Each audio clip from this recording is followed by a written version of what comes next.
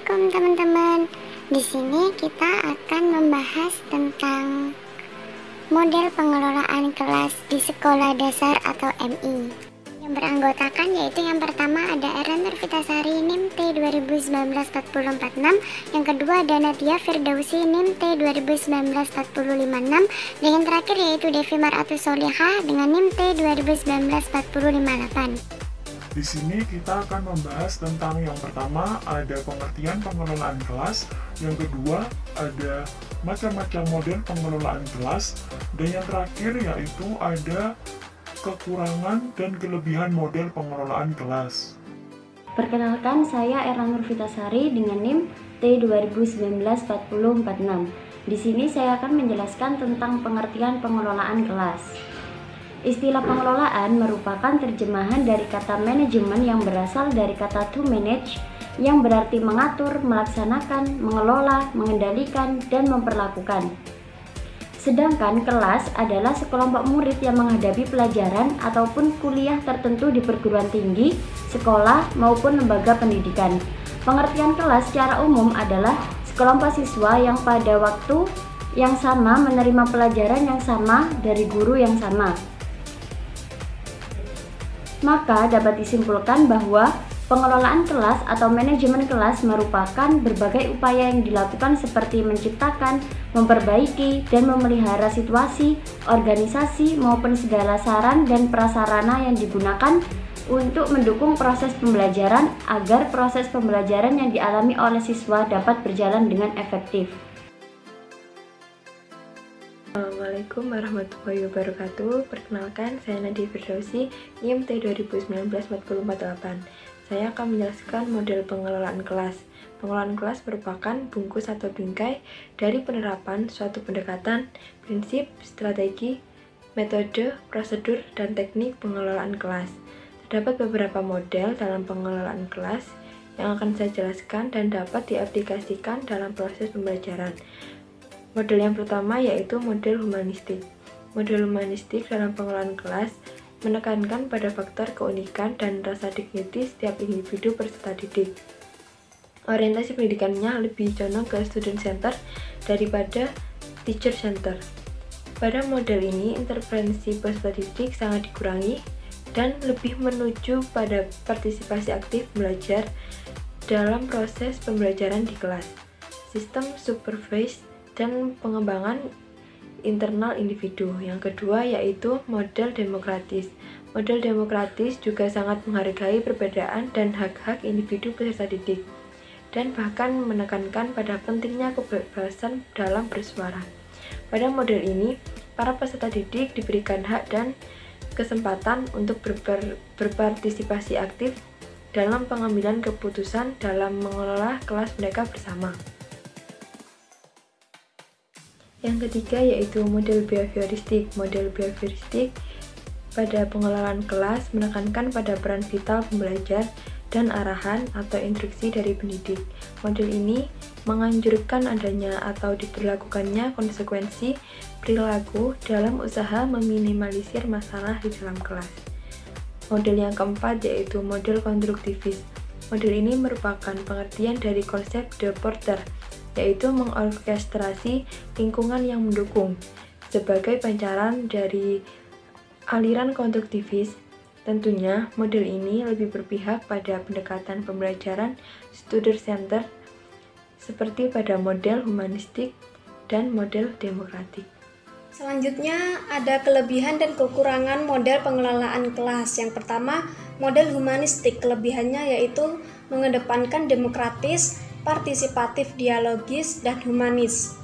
Yang kedua, suasana yang saling menghargai dan peran aktif peserta didik. Kekurangannya yaitu pengujian yang tidak mudah, beberapa konsepnya masih buram dan subjektif, kreativitas yang sering disalahgunakan, pemikiran yang tidak terpusat.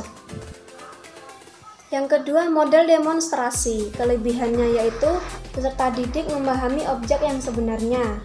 Peserta didik dibiasakan bekerja secara sistematis, dapat membuat pengajaran lebih jelas dan lebih konkret sehingga menghindari verbalisme atau pemahaman secara kata-kata atau kalimat. Peserta didik lebih mudah memahami apa yang dipelajari. Proses pengajaran lebih menarik. Peserta didik dirangsang untuk aktif mengamati, menyesuaikan antara teori dengan kenyataan, dan mencoba melakukannya sendiri. Yang terakhir, memberi pengalaman praktis yang dapat membuat perasaan dan kemauan anak. Kekurangannya adalah metode ini memerlukan keterampilan guru secara khusus karena tanpa ditunjang dengan hal itu pelaksanaan demonstrasi akan tidak efektif. Fasilitas seperti peralatan, tempat, dan biaya yang memadai tidak selalu tersedia dengan baik. Demonstrasi memerlukan kesiapan dan kepercayaan yang matang, di samping memerlukan waktu yang cukup panjang, yang mungkin terpaksa mengambil waktu atau jam pelajaran lain. Apabila kekurangan alat-alat peraga, padahal alat-alatnya tidak sesuai dengan kebutuhan, maka metode ini kurang efektif. Yang terakhir, metode ini sukar dilaksanakan apabila anak belum matang untuk melakukan demonstrasi. Yang ketiga, model behaviorisme. Kelebihannya yaitu sangat cocok untuk memperoleh kemampuan yang membutuhkan praktek dan pembiasaan. Yang kedua, mampu mengarahkan siswa untuk berpikir linear, konvergen, tidak kreatif, dan tidak produktif. Yang ketiga, membawa siswa menuju atau mencapai target tertentu. Kekurangannya, pembelajaran siswa yang berpusat pada guru. Yang kedua, murid hanya mendengarkan dengan tertib penjelasan guru. Siswa, baik hukuman verbal maupun fisik seperti kata-kata kasar, ejekan, jeweran, yang justru berakibat buruk pada siswa. Tidak mampu menjelaskan situasi belajar yang kompleks, tidak mampu menjelaskan alasan-alasan yang mengacaukan hubungan antara stimulus dan respon. Yang terakhir adalah model konstruktif. Kelebihannya yaitu memberikan kesempatan kepada siswa untuk mengungkapkan gagasan secara eksplisit dengan menggunakan bahasa siswa sendiri. Yang kedua, memberi pengalaman yang berhubungan dengan gagasan yang telah dimiliki siswa. Ketiga, memberi kesempatan kepada siswa untuk mencoba gagasan baru. Keempat, mendorong siswa untuk memikirkan perubahan gagasan mereka setelah menyadari kemajuan mereka, serta memberi kesempatan siswa untuk mengidentifikasi perubahan gagasan mereka. Yang kelima, memberikan lingkungan belajar yang kondusif yang mendukung siswa mengungkapkan gagasan, saling menyimak, dan menghindari kesan selalu ada satu jawaban yang benar. Yang terakhir, murid yang kemahiran sosial boleh bekerja sama dengan orang lain dalam menghadapi sebarang cabaran dan masalah. Kekurangannya yaitu guru merasa kesulitan memberikan contoh-contoh konkret dan realistik dalam proses pembelajaran. Guru tidak ingin berubah dalam menggunakan model pembelajaran. Guru berpikir bahwa pembelajaran konstruktivisme memerlukan lebih banyak waktu. Belum adanya alat-alat laboratorium yang cukup memadai untuk jumlah siswa yang besar. Dan terakhir, terlalu banyak bidang studi yang harus dipelajari dalam kurikulum.